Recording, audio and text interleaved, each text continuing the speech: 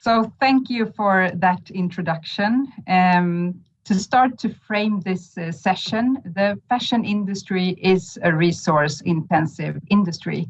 And to be able to operate within the planetary boundaries, we need to disrupt the traditional value chain from production to consumption. And according to Ellen MacArthur Foundation, a circular fashion industry would also unlock 560 billion US dollars. So it's not just good for the planet, it's also a great economic opportunity. Today, we will focus on women leading the circular economy. And there are evidence showing that women are more caring and receptive to circular behaviors, such as reuse, repair, and simply prolonging the use of an item as long as possible. So greater participation of women in economic development is key for circularity. In 2015, H&M Foundation initiated Global Change Award, an annual innovation challenge aiming to accelerate the shift towards a circular fashion industry. And since then, we have received 20,000 entries from more than 200 countries and territories. So the good news is that there are great solutions and ideas out there, but the challenge is still to accelerate fast enough and to really be able to scale the innovation. Half of the entries come from female entrepreneurs, and one of the winning teams last year was Werewool. And Chui-lian, please tell us a bit more about your solution and how it will contribute to a circular fashion industry. So what we're doing is we're using microbes to produce these engineered proteins for textile fibers that have a circular life cycle that are inspired by the inherent performance and aesthetic properties that are found in nature. So what we're doing is we program microorganisms to synthesize renewable materials with specific product performance that is given to them through protein structure. And these fibers are designed to have desirable properties for textile applications like moisture management, stretch, waterproof, and color.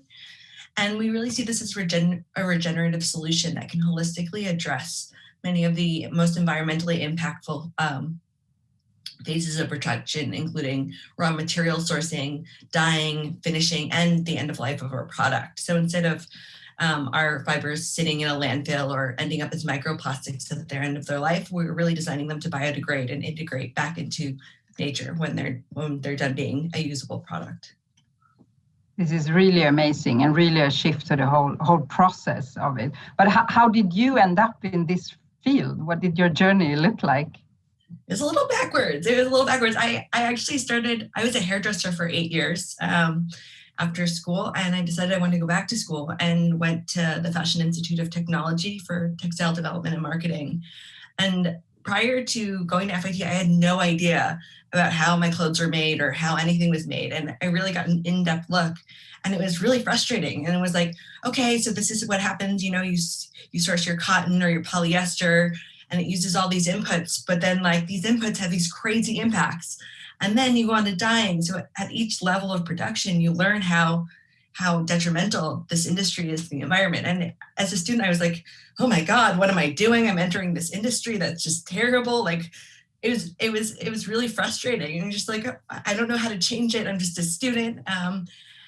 And that's kind of, I got involved with the Biodesign Challenge and met my teammates, and we kind of came up with this solution together. But I know that you're now part of an accelerator program within Global Change Award, where you meet other female entrepreneurs and brands and suppliers. And do you have any reflections or examples on what role women can play in the shift towards a circular economy, both as individuals or leaders?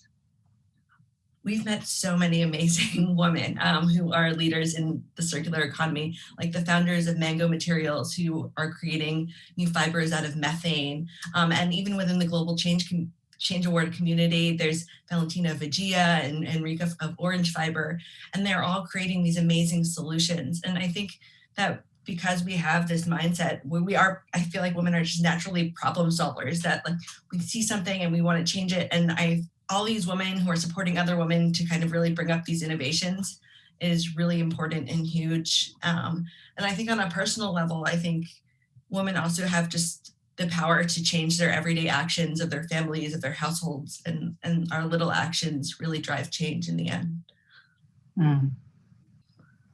But you're still in the beginning of your journey and doing an amazing job. And thank you so much for taking the time to talk to me and all of us today. Really, really inspiring. Thank you. Thanks, Diana.